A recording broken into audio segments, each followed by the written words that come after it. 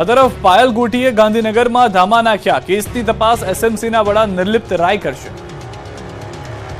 અમરેલીના લીટરકાંડનો મામલો સુરતથી હવે ગાંધીનગર સુધી પહોંચ્યો છે. અમરેલી લીટરકાંડની ઘટનામાં પાયલ ગોટી, તેમના વકીલ અને કોંગી મહિલા આગેવાનના ગાંધીનગરમાં ધામા જોવા મળ્યા. પાયલ ગોટી અને તેમના વકીલ અને કોંગ્રેસ મહિલા અગ્રણી જેની ઠુમ્મરે પોલીસ ભવન ખાતે જઈ ડીજીપીની ન્યાય માટે રજૂઆત કરી. રજૂઆત બાદ વકીલ આનંદ યાજ્ઞિકે કહ્યું કે આ કેસમાં એસઆઈટી દ્વારા તપાસની ના પાડીને અમે સ્વતંત્ર તપાસ માટે રજૂઆત કરી છે.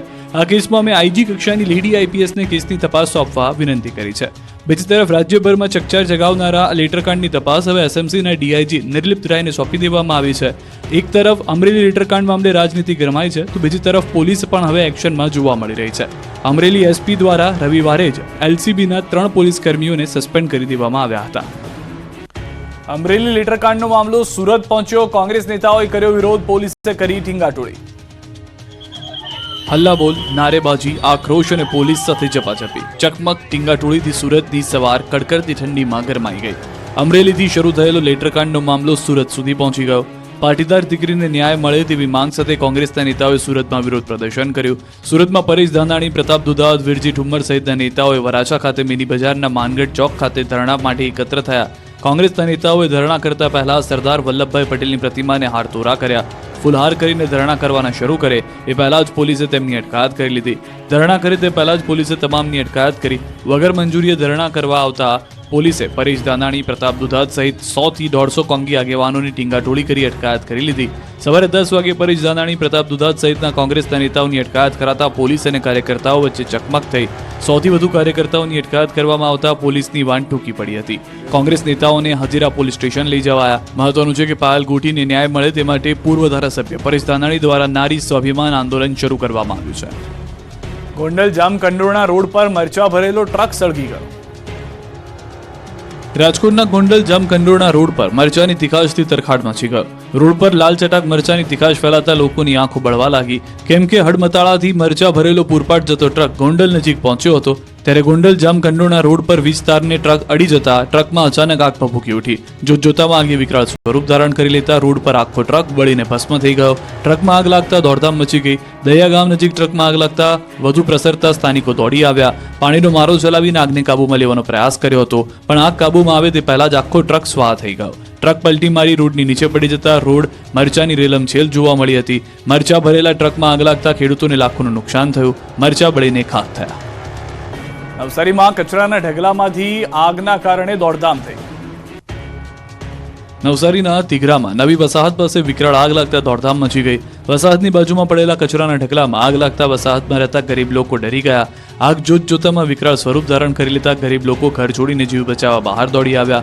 ભારે પવનને કારણે આગે વધુને વધુ રૌદ્ર સ્વરૂપ ધારણ કરતા કચરામાં લાગેલી આગ શ્રમિકના ઘર સુધી પહોંચી ગઈ. એક શ્રમિકના ઘરમાં આગ લાગતા આખું ઘર ભડકે પડ્યું.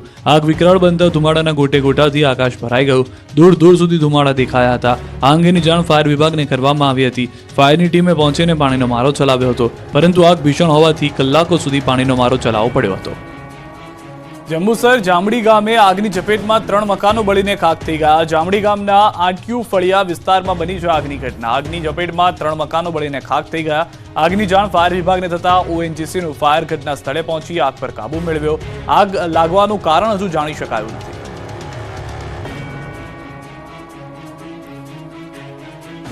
વડોદરાના સમાસાવલી રોડ પર મારામારી. લીલે રિયા એપાર્ટમેન્ટમાં થઈ છે મારામારી. હાલમાં જાણકારી છે તે પ્રમાણે લીલે રિયા એપાર્ટમેન્ટમાં મારામારી વાહન પાર્ક કરવા બાબતે થઈ છે, જેમાં પિતા પુત્રએ સોસાયટીના કમિટી મેમ્બરને માર માર્યો છે. સોસાયટીના કમિટી મેમ્બર વિરલ મોહિતે પર પિતા પુત્રએ હુમલો કર્યો હોવાની જાણકારી છે. પુત્ર હર્ષિલ શાહ અને પિતા જીતેશ શાહે માર્યો છે માર. વિરલને માથાના ભાગે થઈ છે ઇજાઓ. સમગ્ર ઘટના સોસાયટીમાં લાગેલા સીસીટીવી કેમેરામાં કેદ થઈ. 2 મહિલાઓએ વચ્ચે પડી મામલો થાળે પાડ્યો હતો. વિરલ મોહિતે સમા પોલીસ સ્ટેશનમાં નોંધાવી છે ફરિયાદ. આણંદમાં એક વાહન ચાલકની પોલીસ કર્મીની હાજરીમાં દાદાગીરી. શહેરના ગામડીવડ 4 રસ્તા પાસે વાહન ચાલકો વચ્ચે થઈ હતી બબાલ. એક વાહન ચાલકે બાઇક ચાલકને પોલીસ કર્મીની હાજરીમાં માર માર્યો. અપશબ્દો સાથે મારામારી કરી રહેલા વાહન ચાલકનો વિડીયો વાયરલ થયો.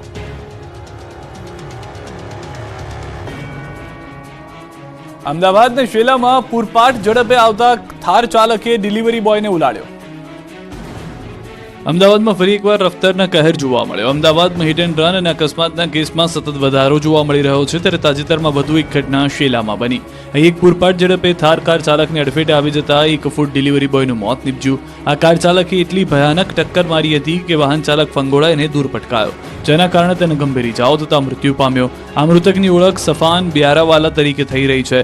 આ ઘટનાની જાણ થતાં જ પીડિત યુવકના પરિવાર પર જાણે આપ તૂટી પડ્યું. તેમણે દાવો કર્યો હતો કે GJ01WS1791 નંબરની કારે અમારા પુત્રના વાહનને ટક્કર મારી.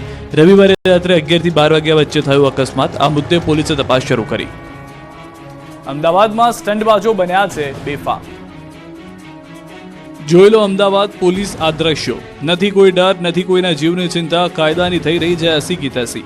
અમદાવાદમાં સ્ટંટબાજોએ જાણે પોલીસને સીધો પડકાર ફેંક્યો હોય તેમ સ્ટન્ટ કરી રહ્યા છે. રોડ પર કોઈ ડર વગર પોતાની માલિકીનો રોડ હોય તેમ સ્ટન્ટ કરી રહ્યા છે.